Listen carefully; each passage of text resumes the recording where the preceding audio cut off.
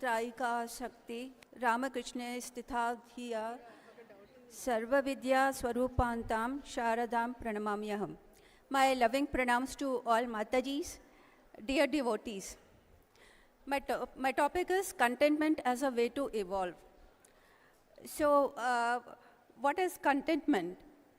It is santripti.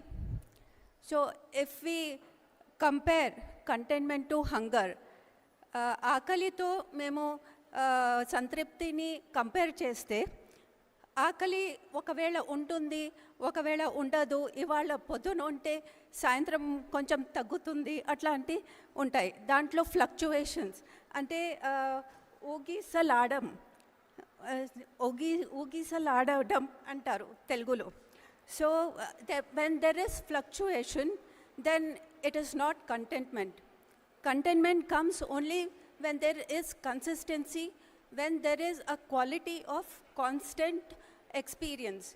So it is primarily a quality, a spiritual quality, an active spiritual quality that we can cultivate.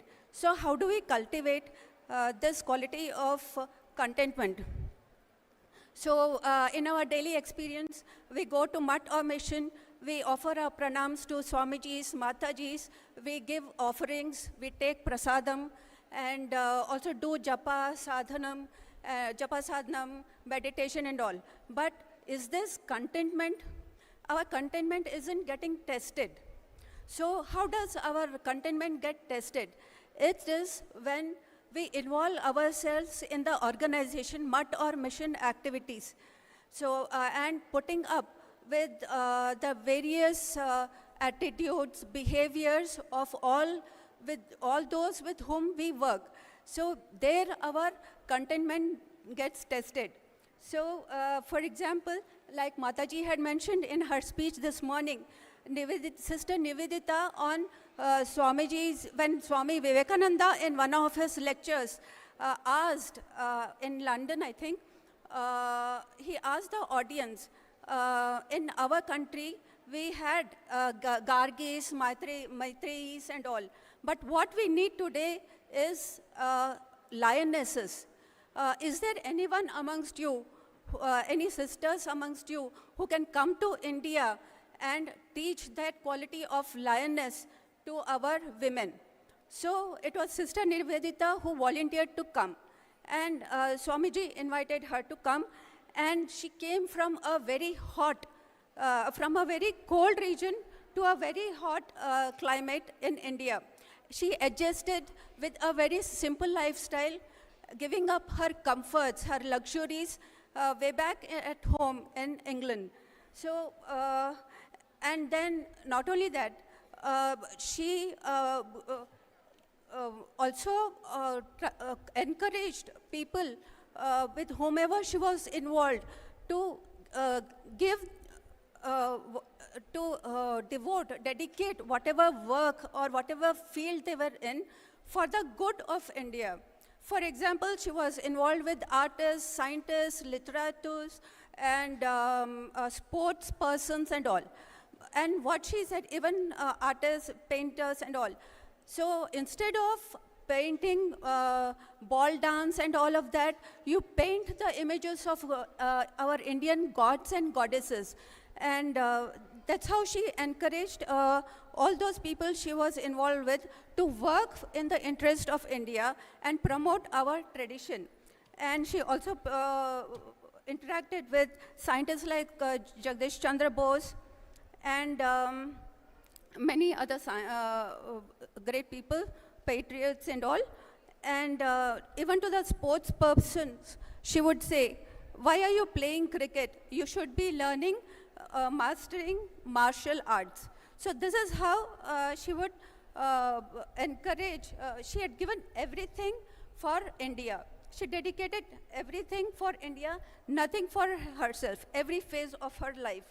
Now, there are many Westerners, and we hear that they come to India and, like, for example, Mother Teresa. What people say that she has worked for India. No doubt she did.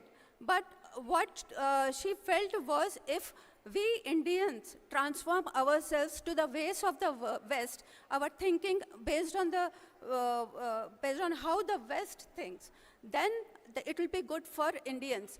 But that was not how Sister Nivedita had done during her service for India. She would say,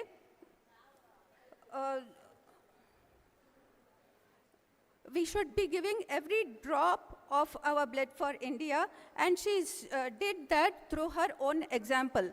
So that is contentment. Contentment presupposes a goal, a mission in life. So she dedicated herself for that particular purpose.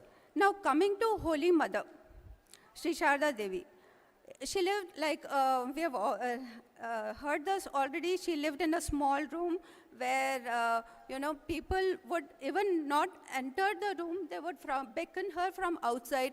They would call her and they would say, oh my God, our little girl is living like Sita in exile. So turning to her nieces, Ma Sharda would say, you won't be able to stay in such a room even for a day, she would say. And they would reply, true aunt, everything is different with you, they would say. So, yet she did seva to all those youngsters who visited Sri Ramakrishna and who later took sannyas and became the first disciples of Sri Ramakrishna in that very tiny space, and would cook for them irrespective of the weather, day in and day out, and wouldn't even get a glimpse of Sri Ramakrishna for months together. But she did it. So that is contentment. And yet Ma would not have exchanged her role or her room for something more comfortable. So meaning nothing for herself. Towards such contentment is what we all need to work. So Ma Sharda Devi's life is a living testament to the power of contentment as a spiritual virtue. Despite facing hardships, she maintained unshaken, embracing every situation with grace, patience, and unwavering faith. Her profound inner peace stemmed not from external circumstances, but from her deep connection with the divine and her selfless love for all. So through her simplicity, acceptance, and boundless compassion, she taught that true contentment arises when one surrenders to the will of the divine and sees every experience as an expression of divine grace. It's a reminder for seekers to cultivate inner serenity.